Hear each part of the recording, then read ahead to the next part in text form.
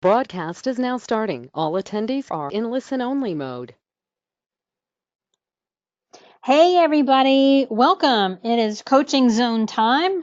Today is February 12th. This is Sandy Reese, and we're going to have some fun today. We're going to get your questions answered, get you unstuck, do some brainstorming. I might even have a couple of tricks up my sleeve. Let's do a quick tech check as everybody gets settled in. If you can see my screen, right now it says Coaching Zone, February 12th. If you can see that and you can hear me okay, would you just type in the question box and let me know that all is well? I like knowing that you can see and hear and that everything's working correctly. All right. Thank you, Ronald. Ronald says everything's fine. So everybody else, I need at least one more person tell me they can. Okay, perfect. Pam, Catherine. Hi, Catherine. Shelly and Valerie. Awesome. And Kristen, thank you, everybody. All righty, here's how this works. Some of you have been with us before in Coaching Zone. This is our sort of family-wide opportunity for folks to get help. It's open for our clients and also members of Project Smart Sprout and members of ARF Club. And this time we have with us some of the folks who did our fundraising blueprint workshop back in January. So regardless of which of those groups you're with, we're glad you're here. I know there's a lot of other things you could be doing with your time today, and I appreciate that you are here taking advantage of time with the coach, because here's the deal. For our private clients, they pay a lot of money to be able to pick our brain, to pick my brain, to be able to ask questions and get some help. And I really wanted to offer the opportunity to everybody. And that's one of the reasons we do Coaching Zone, is so that you can get the chance to get my eyes on your organization or on your issue or whatever you need help with. So that's one of the reasons why we do this. So here's how this is going to work. You have the question box. Whatever you would like help with, go ahead and type it in. So if you have a specific question about something, or maybe you're just feeling stuck, or maybe you want us to brainstorm something, go ahead and start thinking about your question. You can type it in. If you're like me, I tend to get a little stuck when it comes to Q&A time, and sometimes I like to just come and hear what everybody else is asking, because that jars my memory, or there might be somebody else who's asking a question that's very similar to something that I have rolling around in my head, and that's very helpful too. So what I'll do is I'll just take the questions in the order that they come, and I'll answer as many questions as I can today. In our January Coaching Zone, we had lots of people asking great questions, and we easily filled up the hour, and that was a lot of fun. So I'm going to just challenge you to think about what you would like some support with, what you would like some help with. Now, here's another way to think about things today. So you're here and you're probably like, oh, this is great. I would love to pick her brain. I'm not really sure what to ask. So I want you to think about something that you're working on that maybe you're procrastinating on a little bit. Maybe it seems kind of hard. Maybe you really need to get it done, but you just keep going, oh. If that is your situation, there is something that you need to know, the knowing of which would make that easier to get that project done. So I want you to really laser in and think about what's causing that procrastination, what's causing that just kind of moment. And maybe it's something like your board is just frustrating you and driving you crazy. Okay, I get that. We get a lot of questions about boards here. I want you to try to laser in and think about one specific thing that your board is doing that's driving you crazy. Think about one specific area of your project that you're working on that's making you feel kind of stuck or kind of overwhelmed or frustrated. Because if you can start to identify that one thing, we can start to fix it. And that's what we're here for. Here to try to give you some answers and help you figure out how to get unstuck. Now, while you're thinking about questions, I want to share with you an exercise that I learned from one of my dear friends. And those of you who are in Project Smart Sprout are familiar with Whitney Bishop. Whitney is a leadership and mindset coach, and she has a really awesome, she has a lot of awesome exercises, but I particularly like this one. I might share a couple with you today, but I'm going to start with one. And it's called Start, Stop, Continue. And here's how this works. As you're thinking about your year, and it's not too late to be doing that. I realize it's February, but you can still be thinking about your year and what you want to accomplish this year. If you've got a big goal, which I am all about the big goals and all about trying to really make a difference in the world, not just doing the activities, but like, let's make a change. I want you to think about these 3 questions. What do you need to start doing? In other words, maybe something that you haven't done before, something that could really move you forward. And it could be as simple as, I just need to get to work a half hour earlier in the morning. It could be something like, I need to really start doing a better job of thanking donors, or I really need to start talking face to face with my donors. You know what it is. It's going to probably pop right into your mind and you're going to go, oh yeah, that's what I need to be doing. So what do you need to start doing? What do you need to, you can probably guess, stop doing? So here's one where you have to look at what are you doing that you don't need to be doing? And I guarantee you, all of you have something. It might be something organizationally, like maybe you have a program that needs to be put to bed and stop doing. Maybe it's an event. Maybe you have a fundraising event that you need to cancel and stop doing.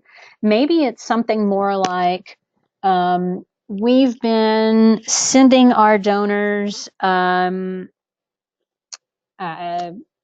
little gifts in the mail every other month, and maybe we're just getting so many complaints, we need to stop doing that. Maybe it's something more like, well, we've been just letting the donations pile up and only sending out thank you letters once a month, and we need to stop doing that. Which, if that's your situation, yes, you need to stop doing that. We've been throwing our newsletter together at the last minute and sending it out, and it's not the greatest quality. We need to stop doing that. I would agree. You need to stop doing that. So you want to think about things that you're doing that are not working. They're not giving you the results that you want. They're not helping you create what you want to create in your organization. So think about what you need to stop doing. And then the last one is, what do you need to continue? What's working that you just need to do more of? So if you're being very purposeful about a newsletter and your newsletter is awesome, then you need to keep doing that. If you're being very mindful of your data and you're spending time keeping your data clean, you need to keep doing that. Continue doing that. If you're doing a great job of thanking donors, keep doing that. So whatever you're doing that's working, you want to keep doing that. This is a wonderful exercise that will help you refine what you're doing. And listen, you can do this in all areas. So it doesn't have to just be fundraising. You can do this organization wide. You can do this with your board. Like, what an amazing conversation that would be to share this exercise with your board and have your board think about what they as a group need to start doing, what they need to stop doing, what they need to continue doing. Some of you are probably thinking about that. Like, wouldn't that be awesome if you could get your board to have that conversation? Yes, it would. This is one that you can use personally as well. So in your own personal life, away from the organization, think about, what do you need to start doing? What do you need to stop doing? What do you need to continue doing? Now, one thing that I'll share with you, because this comes up for me, especially this time of year when I'm thinking, oh, it's the new year. I need to be exercising and I need to be eating right and I need to do this and I need to do that. Those actually turn into shoulds. I should do all these things. You have to be careful about that, because I should really indicates a lot of judgment. And it's a lot of self-accusation. In other words, I'm judging myself and I'm not being all I could be. I'm not showing up being who I'm supposed to be, and so I should do something different. Or I'm lazy and sloppy and I'm overweight and I need to do something different. So we have to be really careful about that. When you get into that space with the shoulds, it is not a good space to be. It's not a very healthy space to be. So you got to be really careful about that. But I think you can all come from a place of self-support as you think about start, stop, and continue just for yourself. So hopefully that helps you. I love that exercise. I've actually used it here as we think about our year. And I would encourage you to take that one back and think about it some. You can, again, you can use it with your organization, with your team, with your board, in your personal life, wherever you'd like to use it. All right. Thank you to everybody who's been typing your questions in. Let's go see what's on your mind. All right, I'm going to start with Catherine. All right, so Catherine is organizing a casino night. Yay, but struggling with the team. Boo. Some who signed up to help just aren't. Oh gosh, I bet lots of people could raise their hand on that. Others are timid when it comes to selling sponsorships and requesting silent auction donations. How do I motivate people to help with this part without alienate them? Okay, good question, Catherine. Good question. Let's see. All right, so you've got a team of people who are going to work on your casino night. I want to see if I can type some of this in for you, but I can't promise I can spell correctly. You've got a team and you need to motivate them. Okay, so the first thing I want you to get, and this is for everybody because everybody's going to run into this. Everybody's going to run into a situation where you've got a group of volunteers or a group of staff or a board or whatever, and you would love for them to, let's just use sponsorships because I think that's pretty common. You all need sponsors for your event. You probably look at your board or your team and go like, well, everybody should be going out to get a sponsor, right? But they won't. If you have a typical team or a typical committee for your nonprofit and there's 10 people, you might have one or two who are willing to go out and ask for a sponsorship. You might have 2 or 3 more that are willing to go out and ask for a silent auction item. Most of them just want to quote help, and they're not comfortable going out and making those asks. So we have to understand that most people aren't comfortable asking for whatever reason. There are a lot of reasons to do that. So one of the things that I would encourage you to do, Catherine, actually there's a couple of things. So let's say try this.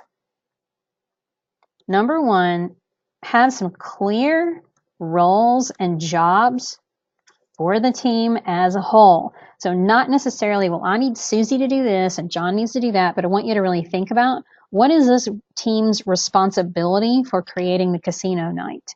And it might look like things like, well, the team needs to get sponsors, the team needs to sell tickets, the team needs to arrange for the venue and the food and the band and the games, and the team also needs to manage registration and whatever else. Okay, so you just make this laundry list of everything the team needs to do. If you do this with the team, this is even better because you're going to have a little buy-in.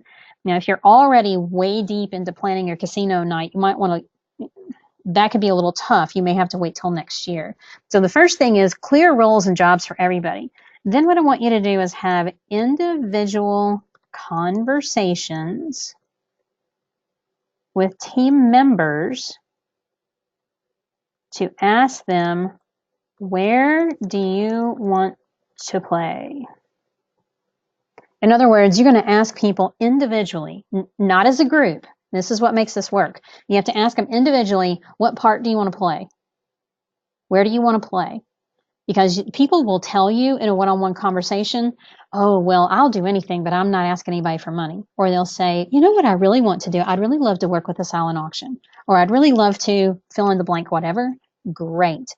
Everybody is not going to have the same strengths, right? If you gather any random 10 people up, they don't all have the same strengths. They don't have the same weaknesses. So we have to keep that in mind. And what you really want to do here is play to people's strengths. Because when you can plug them into a place where they want to play and they feel comfortable playing, guess what happens? They play, and they play big. Now, I hope you all understand when I say play, I'm really talking about work, but I figure if you're going to have to do this, let's at least make it fun and call it play. This works really well. What doesn't work is when you show up at a committee meeting and you say, okay, here's the sponsorship packet. I need everybody to go get sponsors. Guess what's going to happen? Nothing. Crickets. You all know this, right? So one of the things that you can think about, if you have time before your casino night this year, is think about 1 or 2 people that you could pull in who would be super comfortable going out and asking for sponsorships. Now, some of you heard me talk about Horsehaven, an organization that I've been very active as a volunteer with for a long time, and we took their signature event from $16,000 in 2014 to $117,000 in 2017. We added $100,000 to that event. There were a couple of things that made it work. Number one, we put a committee in place. And one of the ladies on the committee that very first year was not afraid to pick up the phone and call people and ask for sponsorships. And she had a lot of contacts. So she leveraged some of her contacts that year, and that worked. We also upped the sponsorship levels. So you need to recruit people who are willing to ask. If you have a bunch of people who are worker bees, but nobody wants to go ask for money, nobody wants to sell sponsorships, you're going to struggle. So as you think about growing your team or growing your committee, think about who you can get who's going to be okay and comfortable in that role. I think really sorry, that was a very long answer to Catherine's question, but I think it's really pertinent to everybody. I talk to very few people, and there's very few people in my programs who don't have this problem. This is a very common problem. And it really starts with the recruiting people who are already comfortable making that ask and going out and getting sponsors. If you get a whole bunch of people who are not comfortable, you're going to be frustrated. It's just how this is going to roll. Individual conversations are going to change the game. That will really get you closer to where you want to be. Catherine, I'm pretty sure there's some articles on the blog that will be helpful to you. I know there's one about getting corporate sponsors. There's another one about a wildly successful fundraising committee. Go look for both of those articles, and I think those will really help you. So let me see, blog articles, wildly successful committee, and how to get sponsors. Okay, coolness. And if you have follow-on questions to that, Catherine, please go ahead and feel free and ask them. All right, Valerie. Hi, Valerie. Valerie's asking, how do you feel about mail outs for fundraising? I think it's a good idea to send letters through the mail for most organizations. It depends for your organization on a couple of things. Well, first, let me say direct mail is not dead. I don't care what people say. They may go, oh, well, we should be sending out letters via email because it's so much cheaper. The cost of the letter is not the reason why you want to mail it or not mail it. If you make a decision to not send a letter through the mail because of what it's going to cost, you just made the decision for the wrong reason. That's not the reason at all. You decide to send a letter through the mail because that's how your donors want to be asked. So mail outs, yes, for most donors. Now, if your organization, and I've had a few clients like this, if your organization is an environmental protection organization, it's probably not going to work. You need to stick to email. If your organization is really new, and I know we've got some new organizations, and you have been cultivating people via email, you probably don't need to send anything out through the mail because you have trained people to expect to be communicated with via email, and that's okay. For a lot of organizations, the demographic of your donors is an older demographic, and there are lots of studies that have been done, reports that have been done that show generational preferences for fundraising. So generally, your great generation, which is like 80 or 85 plus, they have some distinct preferences as a group. They like getting a letter in the mail. They really they place a high value on a handwritten note. Relationships are very important to them.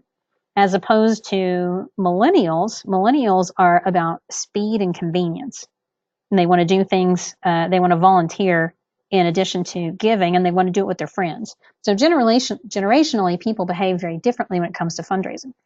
Most nonprofits, now you guys can all check this against your own organization, but most nonprofits have a lot of baby boomers and a lot of great generation, and you're seeing more and more Generation X, so Gen X, and then you're seeing more of Gen Y coming along behind them. I'm a Gen X, and we are starting to get older, and Gen X is kind of weird. Like baby boomers, yes, they still, as a group, will respond pretty well to a letter through the mail. Gen X, we sit on the fence. We can go either way. Like literally, some days I have cash and I use cash in my wallet. Some days I use a card. There's no rhyme or reason. We tend to kind of go one way or the other. And then the Gen Y and the millennials, they tend to be all about like, I just want to order it online. Don't want to go shopping. I just want to use my card. Don't want to bother with cash, that sort of thing. So it's very interesting. So, Valerie, look at your donors generationally. What's the age range? If you have tried to do a fundraising letter in the past and it didn't work, there's probably some reasons. This is actually one of my favorite ways. It's one of my favorite ways to raise money. I've raised a lot of money through the mail over the years, and it can be very successful. And it's actually a lot of fun when the mail comes in and you get to look through and see what donations are in there. So there's some of it that just depends on your organization, depends on how good your message is. It depends on how good of a job you're doing taking care of your donors in between asks. That actually is key to getting a donation. So there's a lot of things that can impact it, but I would say definitely yes, you need to be doing a letter, and you need to commit to doing it for at least a year. So don't just send out one letter and look at the results and go, well, that didn't work. You probably need to send out a couple of mailings before you can really see how your donors are going to respond. A couple of mailings done well, and that'll really help you. All right, let's see.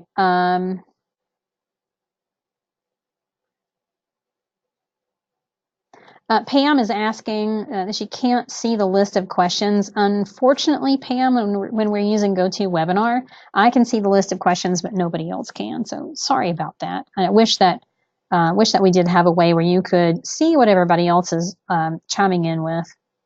Maybe one day we'll figure it out, or GoToWebinar will up their game a little bit. I know, I'm sorry. Such a pain. We have the tools that we have. Although I'll tell you, we're looking at some different tools for a couple of things that I think are going to be really awesome. So just let me go off here for a second. For those of you who are in some of our programs or have access to our programs, actually all of you should have access to something that's located at myfundraisingprogram.com. That's our password protected site where we store everything. And you've probably noticed it's not very pretty. It is not very visually pleasing. We actually have just been looking at something new that we think will just be a better experience for you. It'll look nicer. It's going to be easier to find things.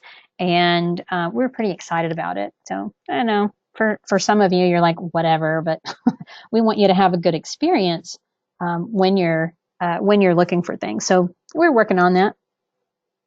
Valerie, good question. How many in 1 year? How many times can you ask in 1 year? And I would encourage you to think about at least 2 or 3 if you're just getting started. And if you think about it, you could do a spring appeal, you could do an early fall appeal, so early September. You could do another appeal either late October or early December. There's time to space things out. The real trick, the key, if you're going to ask multiple times during the year, is to make sure that in between the asks, you have solid communications that are going out that make donors feel good. It balances out the asking. If all you do is show up with your hand out, you're just asking, that gets real old real fast. So it's really about balance. It's about doing it more often. And it's about having it as part of a plan. I was literally just working on somebody's fundraising plan before we jumped onto this coaching zone, and that's one of the things that we're going to be looking at is the donor experience. You want the donor to have a great experience with your organization. And so you can't just say, oh, well, you need to mail out 4 times during the year, and here's exactly when that needs to mail, and here's exactly what it needs to say. I can't tell you that out of context. I need to see what else is happening in your plan and in your organization, and then I can tell you. So it's all about the context. I mean, it's kind of like if you were going to make a peach cobbler and all you wanted to focus on was the peaches, because that's the main thing, right? You just want to focus on the peaches. How many peaches should I put in? Well, I can't tell you that unless I know how many people you want to feed and how big your baking dish is. Does that make sense? So it's the same kind of thing. You got to really think about the context of the other asks. This is good stuff. So hopefully these topics are helping everybody. It's not just the people who are asking, and that's going to be my guess. I have to tell you this. I was at a 2-day workshop a couple of weekends ago. It was all about money and mindset. It was a very cool workshop. And there were about 14 people there. The first day, I didn't say anything. I didn't have to, because there were so many people who were asking questions and basically doing work for me. They were asking some of the same questions that I had, that I was able to just sit back and listen to the answer and watch their interaction and soak up all the juiciness. It was really awesome. All right, next question is from Peggy. Hello, Peggy German. Peggy says, what's a good response rate for a year-end campaign? We sent out 845 letters and 900 emails to previous donors or adopters. A lot of overlap in the distribution lists, plus 2 Facebook posts, and received about 45 donations, or 5%. Okay. So I love that you're asking a numbers question. All of you should be. You all should be looking and measuring your appeals, measuring your results. If you aren't measuring it, you can't manage it. You can't figure out how to make it better if you don't have any idea. All right, so a couple of things. First thing I would want to know, Peggy, is how many of those donations came from the letters and how many came from the emails. So just overall, that 5% seems kind of low to me. I would want to see this more like 10, 12, 15%. So 2 or 3 things here. One is I would separate it out by letters and emails and look at those numbers that way. I would also separate this by donors versus adopters, because those are really 2 different groups. So for the rest of you, Peggy's organization is an animal rescue. So she's got people who have adopted an animal from them, and she's got people who have donated. I'm going to guess that the response rate just from donors is probably higher than response rate from adopters. So if you consider that your donor list is a list you're trying to renew, and your adopters is a donor acquisition list, you want to measure them separately because they're going to perform separately. The response rate is going to be different. So go back and look at it that way. And if your response rate for your donors isn't closer to 10%, then you have a different issue. Then you can look at it and say, okay, what's going on that we've got such a low rate? And it could be a number of things. It could be the timing of that year-end campaign. So you want to look at exactly when did it go out and was it optimized. You want to look at the messaging and the ask. The way you ask in an appeal can make or break it. So you want to make sure that it was something good, like your gift of $6.20 will provide a day's worth of food, shelter, and veterinary care for a dog in need. Not support our goal, help us raise $10,000. That's a terrible ask. It doesn't have any emotional pull to it. Fundraising is an emotional act. So I would slice and dice that number just a little bit, Peggy, and see what you get. And then if you want to ping me in the ARF Club group and let me know, I'm happy to dig in with you into those numbers. Actually, I love doing that. So response rate, also look at your average gift size. So look at look at donors versus adopters, and then within donors and adopters, I would split it into mail and email, and just for fun, so you can look at all those segments, and then look at not only the response rate, but the average gift size as well.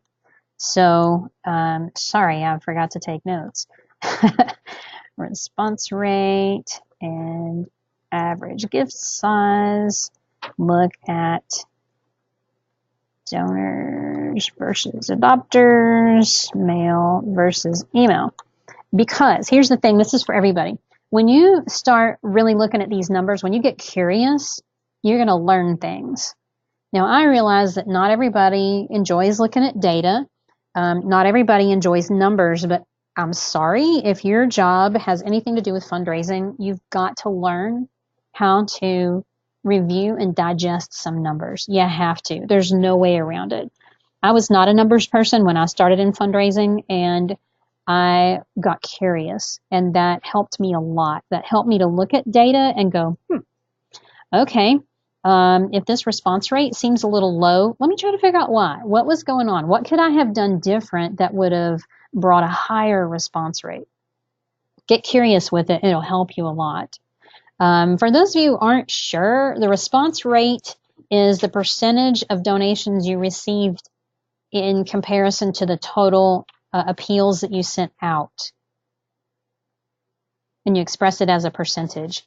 I'm really sure there's an article on my blog that talks about this. So Peggy, get curious and dig in and see what you can find.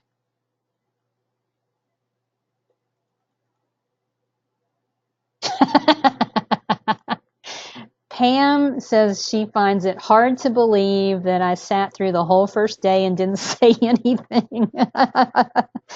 Well, I know that none of you will believe this, but in my natural state, I am an introvert.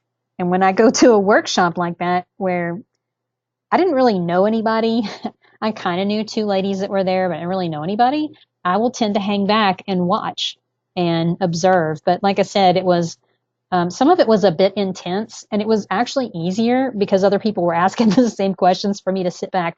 The second day, I said to myself, all right, I have to speak up today. And when I did, the speaker gave me a wonderful exercise to shift my mindset when I get particularly stuck around a couple of things. So I know. Like, look, I can do this all day long. It's because I love helping people. I love you all so much, and I'm happy to help. I can do 3-day workshops, but you know what? We laugh about this internally. I can be on stage and teach for 3 days solid, and then I come home and I basically lay in bed for the whole next day and read. Like, even my dogs and cats are a little nervous. My husband comes to the bedroom door and he's like, "You'll throw food in." Like, he doesn't want to get too close because he knows I need that quiet time. It's pretty funny. Pam, thank you for laughing with me. Okay, Valerie. Valerie has another good question. Valerie, you're on fire today. Okay, Valerie is asking, any ideas how to get our donors to get their friends and family members who would want to donate? How do we network? How do we pull in other donors? So this is actually not as hard as you would think. And this is really smart, Valerie. I love that you're thinking about how to leverage your current donors to reach out to their friends and family to pull in more people. The simplest thing to do is to ask them. I know, right? Like, just ask them, who else do you know that would enjoy partnering with us to fill in the blank, whatever your mission is? Who else do you know that might want to help us save more animals? Who else do you know that might want to help us provide books to children in Africa? Who else do you know? So you literally ask them, and that's a really good way to do it. So that's my first idea. Here's a couple of more because I always have more ideas of things. Crowdfunding actually can be a really wonderful tool in this situation. Let me give you a couple of examples. Crowdfunding in and of itself, I think, is not necessarily that wonderful. A lot of people think, and I get these people who reach out to me all the time, like, I need to raise money for my grandma's hangnail surgery, and I've started GoFundMe. How do I get? See, nobody wakes up in the morning and says, you know what? I feel like giving some money away today. I think I'm gonna go cruise through GoFundMe and choose somebody to give money to. Like, there might be somebody who does that, but most people do not. They don't do that. Here's how you make it work. You first have to have a goal that excites people. And it can be something like, um, our goal is to raise $10,000 to totally eliminate our waiting list. And it's going to cost this much per person to provide them with service, and we need your help. So it's got to be something good. It's got to be, we're going to eliminate a problem where we need a piece of equipment. We've got an animal that needs a specific surgery, which is usually several $1,000s.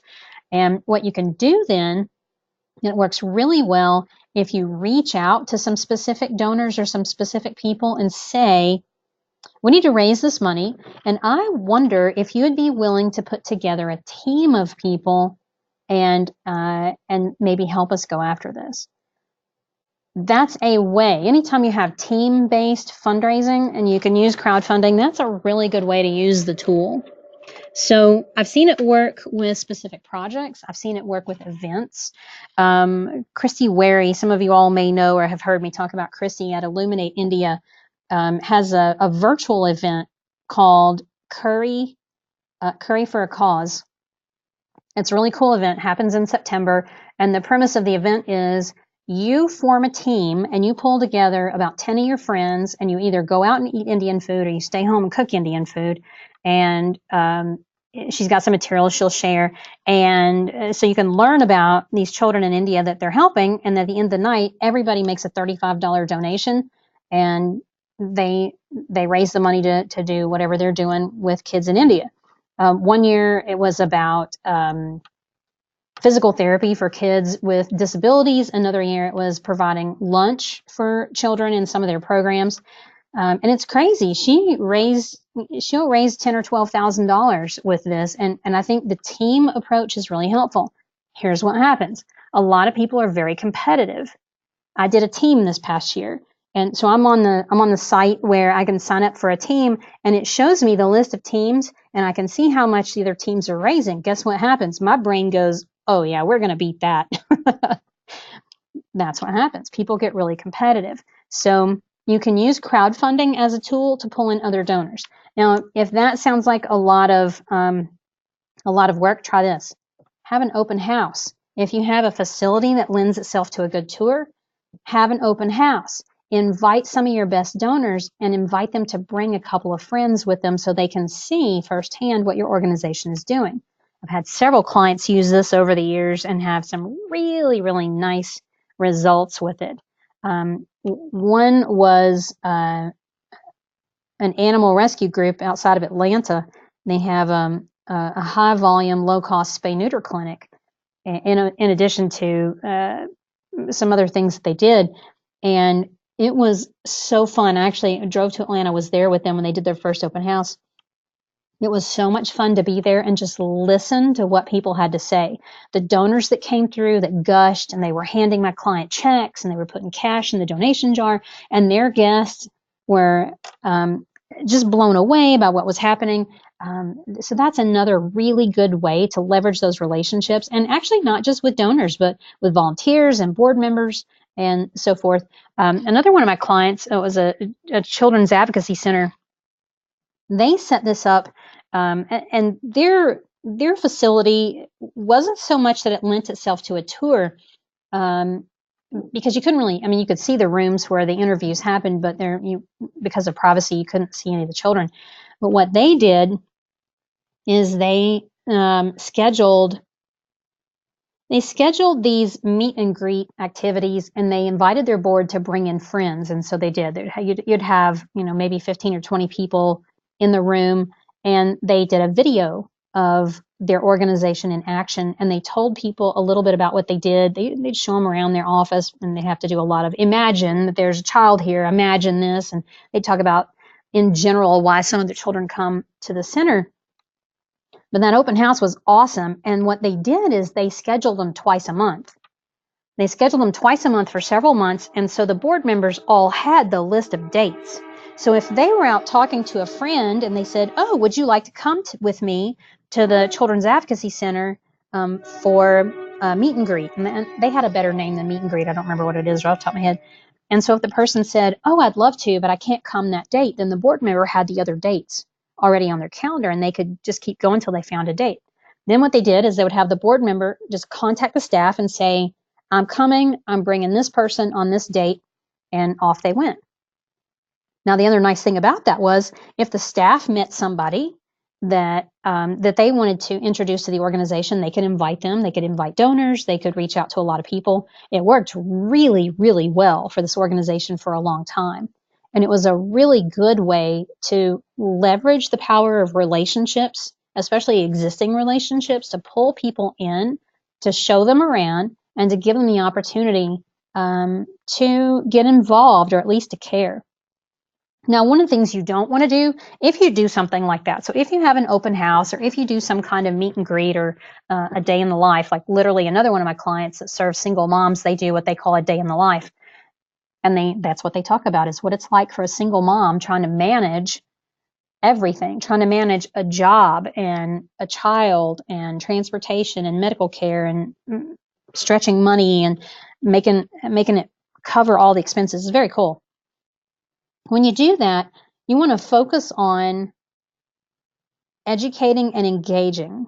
And educating has to be done right. You can't share everything you know about your organization. You'll overwhelm people and turn them off. So you have to really plan out what you want to share, and so that it's enough information that people are very interested and they're curious, but not so much that they're overwhelmed, because you don't want to drink from a fire hose, right? You also don't want to necessarily get them there and go like, "Hey, everybody's got a pledge card. Go ahead and fill that out." I wouldn't necessarily do that. I mean, you certainly, once you've brought people in and shown them around, you certainly can give them some materials to take home with them. And that could include a reply envelope, or you could simply give them some materials like an annual report or a fact sheet or a copy of your newsletter, and then call and follow up with those people a few days later to ask them what they thought. "Hey, what did you think about our open house? What were your impressions of the work our organization does?" You could literally ask them 2 or 3 questions and find out more about what they thought and what they would like to do to get more involved with your organization. The nice thing about that is you won't spend a lot of time chasing down somebody that is probably never going to give in the first place. So there you go. There's 3 ideas just kabang right there on how you pull in other donors.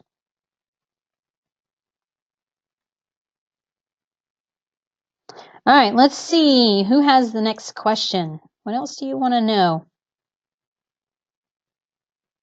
For those of you who have joined in, welcome. I'm glad you're here.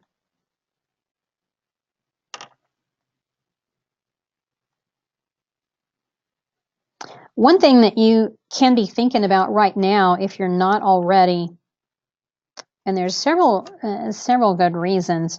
We got a little holiday coming up this week, and it's a good opportunity for you to show some love to your donors. As a matter of fact, in our Project Smart Sprout, we're having a donor love challenge this week. I've challenged all of our members to simply go do something to connect with their donors, to say thank you, to say we appreciate you. No ask, just a warm touch. This is a good time to do it for 2 reasons. Number one, it's been about 6 weeks or so since the holidays, and probably during the holidays, you were in front of your donors a lot. "Hey, we're doing this. Hey, we got this year-end campaign. Hey, it's Giving Tuesday. Hey." So you're probably trying to grab their attention a lot. And now it's been several weeks. It's time for you to reach out to them. And doing something that has no ask in it is a real good idea right now. I was opening the mail at my house yesterday, and I was just squealing. Of course, my husband, God love him, he rolls his eyes at me half the time. So I'm opening the mail, and I'm like squealing and going, "Yes!" And he's like, "What?" And I'm like, "Client just nailed it. I've got a beautiful Valentine's card from one of the groups that I support, And all it said was like, hey, have a great Valentine's Day. We love and appreciate you for the support you give us. Um, Something about support you give us or the way you support our work or something, whatever. It was really well done. It was very simple, hand addressed envelope, live stamp on it. So obviously, and I know the founders well enough to know that was her handwriting. She really signed it. And I just thought that was fabulous. It was such a nice way to reach out, remind me that they're there with no ask in it. That's exactly what you want to do this week. So if you haven't thought about it, you still have time. Today's Tuesday. You can literally run to the store tonight or this afternoon. You can go to Walmart or the drugstore or wherever, and you can find Valentine's cards still. Even if all you do is your top 5 donors, you get 5 cards, write a little note inside of them and send them out. It'll mean a lot. The other reason, so I mentioned that it's been about 6 weeks since we were engaging with our donors a lot. And the other reason is because an awful lot of adults don't get Valentine's cards anymore, especially if they're single. And a lot of older adults, you're again generational giving. Your baby boomers and great generation think that vintage or nostalgia Valentines are awesome because it reminds them of when they were a kid and when they used to decorate the shoebox in aluminum foil and take it to school and that sort of thing. So it can really score a lot of points, especially as you're building donor relationships. So just something to think about. That's happening this week. I've seen a couple of Valentine's appeals this week that I thought were, not bad. Um, all themed around be their Valentine, make this special, help us make this special for this animal or this person. And I thought, okay, they're not bad. I've done some Valentine's appeals in the past with clients and really not seen the results we were particularly looking for. So I think Valentine's is a good opportunity just to show the love, just to drop out a warm touch that makes people feel good. Because remember, that warm touch is what balances out all the asking. Otherwise, you're just showing up with your hand out all the time. And nobody likes that. We all we all know how we feel about that friend that the only time we hear from them is when they want something. Yeah, that's when I'm like, thank you, caller ID. I do not want to talk to her today. I'm busy. Oh, yeah, we'll do that another day. Robin's asking a good question as a follow-up to the Valentine's Day conversation. Would it be okay to send a thank you constant contact? So send a thank you email to our top donors. No ask, just a thank you. Yes, it certainly can. If it's done well. If it's done well, it certainly can. So literally today, if you haven't gotten your newsletter from us today with the link to the blog article, go have a look at that. The blog post is about the 4 stages of donor relationships, and the 4th stage is about stewardship. And I've got an example email in there from Best Way, one of our clients that serves children in Africa. And you'll see in there that it's a thank you, but the way that it's done, it is spot on. It tells the story of this little boy, and he's 8 years old, but he was having to work to help his grandma be able to feed them. And because he got sponsored into their program, he doesn't have to work anymore. So it's kind of fun. The subject line is, "You helped Joe lose his job." So if it's done well, a thank you email can be an amazing thing. If it's very generic, if it's vague, if it feels impersonal, then it's no good.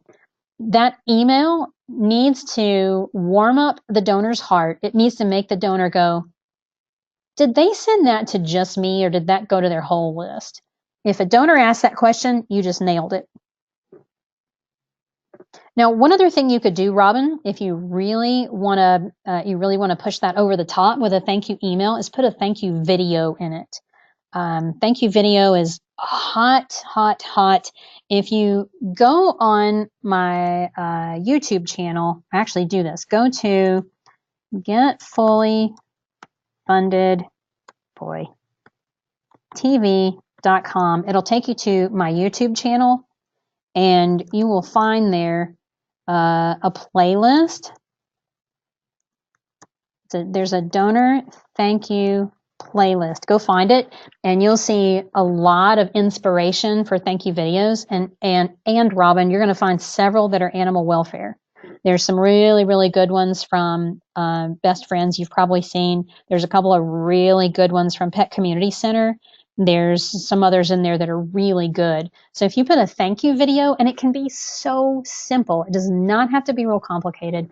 But I'm going to tell you what, everybody that I have had do thank you video has come back to me and said, oh my gosh, thank you so much. That was amazing. Our donors just freaked out. They all loved it. That's what you're going for. Well, not necessarily the freak out, but you want your donors to email you back and say, oh, that was amazing, or that just grabbed my heart, or oh, I'm in tears. Like any of those reactions, that's all good. That's what you're going for.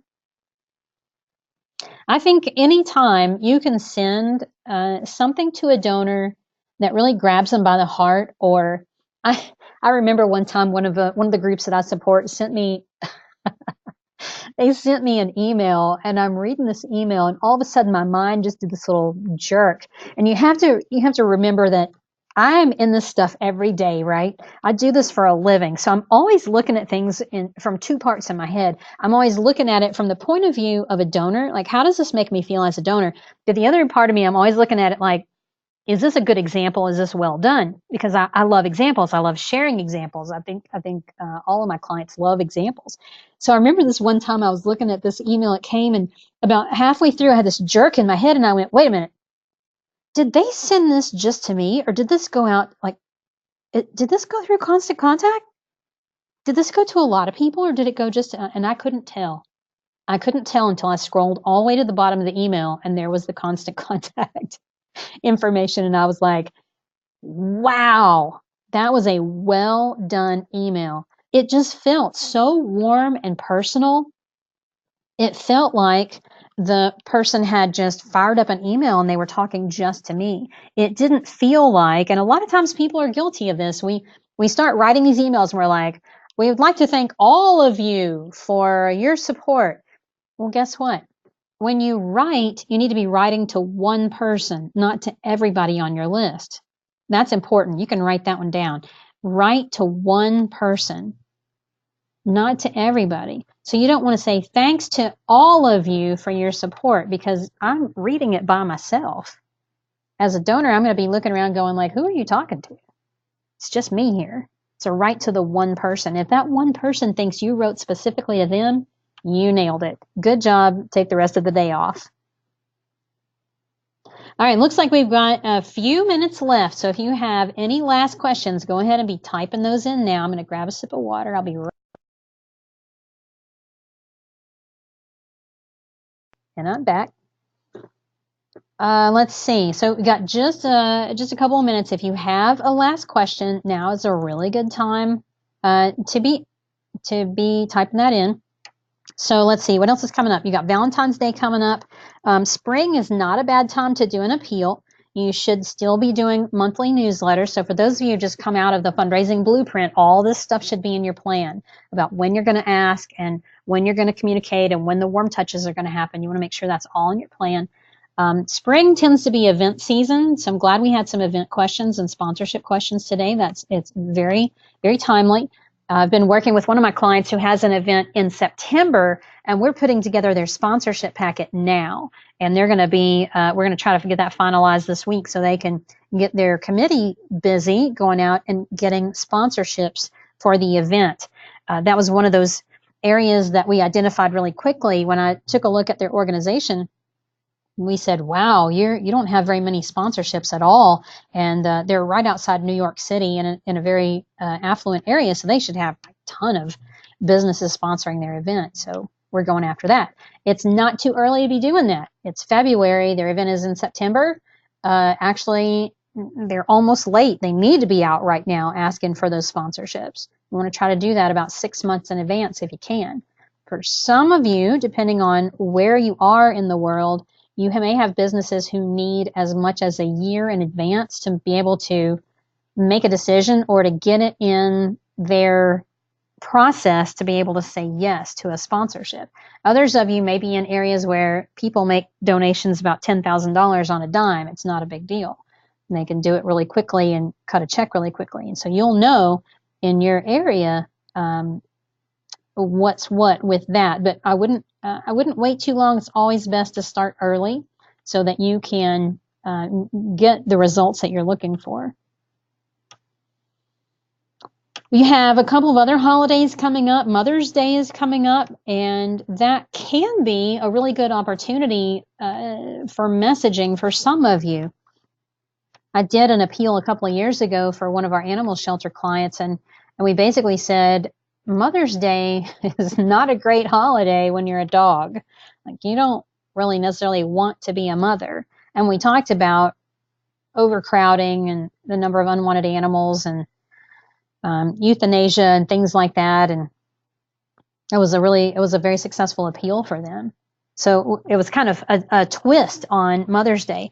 One of my clients that serves single moms, actually mentioned them earlier, that's a really big appeal. That's a great holiday for them because they talk about single moms doing double duty. They're being both parents and how difficult that can be, and then they invite people to make a donation in honor or in memory of their mom or of someone they know who is a great mom, and they do really well with that appeal. So sometimes you got to get a little creative with the holidays and with the seasons that are coming up, but you certainly can. There's all kinds of things you can do, and the more you work on that, the more you try to think of, okay, well, it's let me give you a crazy example. St. Patrick's Day, how could we use that in a message? The more you try to find ideas and brainstorm ideas, the more you'll learn how to do that, and the better you'll get at it. It's not always the easiest thing, but you can do it. All right, looks like our time is just about up, and I did not see any other questions come in, so I'll go ahead and start to wrap us up. Again, thank you to everybody who is here today. I appreciate all of you. I appreciate your questions. I very much appreciate the work that you do in this world. It's a crazy time to be alive, in my opinion. That there's so much going on that makes me sad, and I love knowing there is an army of people working to make the world a better place, and you are part of that army, whether you know it or not.